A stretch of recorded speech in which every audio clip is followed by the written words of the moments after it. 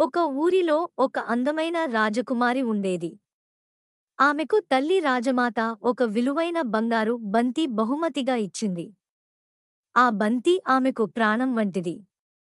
రోజూ రాజకుమారి మైదానంలో ఆ బంతితో ఆడుకుంటూ, నవ్వుతూ, తన చిన్న చిన్న కలలు కంటూ ఉండేది. ఒకరోజు రాజకుమారి ప్యాలెస్ వెనక పూలతోటల మధ్యలో ఉన్న నీటి ప్రవాహం పక్కన చోటులో బంతితో ఆడుకుంటూ, పొరపాటున ఆ బంతిని నీళ్లలోకి వేసింది. బంతి నెమ్మదిగా లోతుగా మునిగిపోయింది. రాజకుమారి చాలా బాధపడి కన్నీళ్లు కార్చసాగింది. అప్పుడే నీటి నుండి ఓ చిన్న పచ్చని కప్ప బయటకు వచ్చింది. అది మెల్లగా మాట్లాడుతూ, "ఓ రాజకుమారి! నీరు నన్ను ఏమీ చేయలేదు.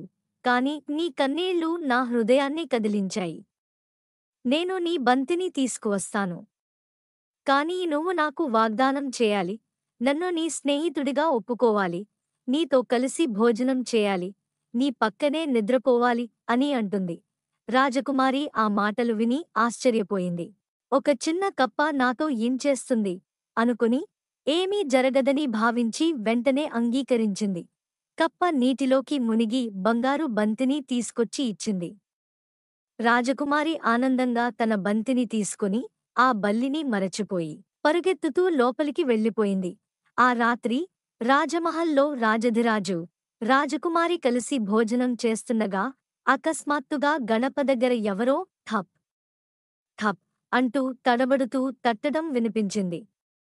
అందరూ ఆశ్చర్యంతో తలుపు తెరిచి చూడగా అక్కడ కప్ప మెల్లగా, "ఓ రాజకుమారి, నీకు గుర్తుందా? నీ బంగారు బంతి కోసం నాకు ఇచ్చిన వాగ్దానం" అని అడుగుతుంది.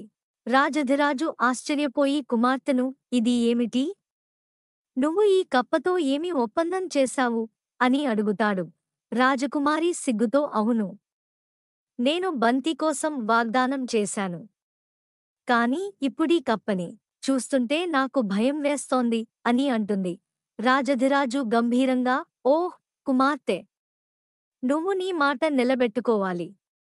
నీవు ఇచ్చిన మాట అంటే రాజులకు తగిన గొప్పతనంగా ఉండాలి" అని అన్నారు. తర్వాత రాజకుమారి కన్నీళ్లతో కూడిన గుండెతో కప్పని తన పక్కనే కూర్చోబెట్టి భోజనం చేయించుకుంది. రాత్రి అయ్యేసరికి కప్ప నెమ్మదిగా ఆమె మంచం పక్కన పడుకోవాలని కోరింది. ఆమెకు చాలా భయం వేసింది. కాని మాట ఇచ్చిందని గుర్తుచేసుకుని తల వంచి అంగీకరించింది. రాత్రి చివర్లో రాజకుమారి కప్పని ప్రేమతో చూస్తూ, "నిన్ను చూసి నేను మొదట భయపడ్డాను. కానీ నువ్వు నన్ను ఎప్పుడూ బాధ పెట్టలేదు.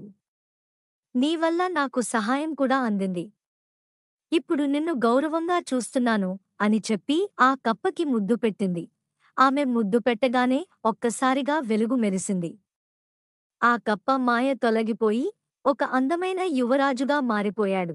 అసలు విషయం ఏమిటంటే ఆ యువరాజు ఒక దుష్ట శాపం వల్ల కప్పగా మారిపోయాడు. నిజమైన ప్రేమ, నమ్మకం ద్వారా మాత్రమే అతను మళ్లీ మానవుడిగా మారతాడు. రాజధిరాజు, రాజకుటుంబం కూడా ఈ అద్భుతాన్ని చూసి ఆశ్చర్యపోయారు. ఒక చిన్న కప్ప నిజానికి ఒక శాపగ్రస్త యువరాజు అని తెలుసుకున్నప్పుడు వాళ్ళంతా ఆశ్చర్యంతో పాటు ఆనందంలో మునిగిపోయారు. యువరాజు రాజకుమారిని ప్రేమగా చూశాడు. ఆమె కూడా అతనిలో నిజమైన మంచి మనస్సును చూసి ప్రేమించింది.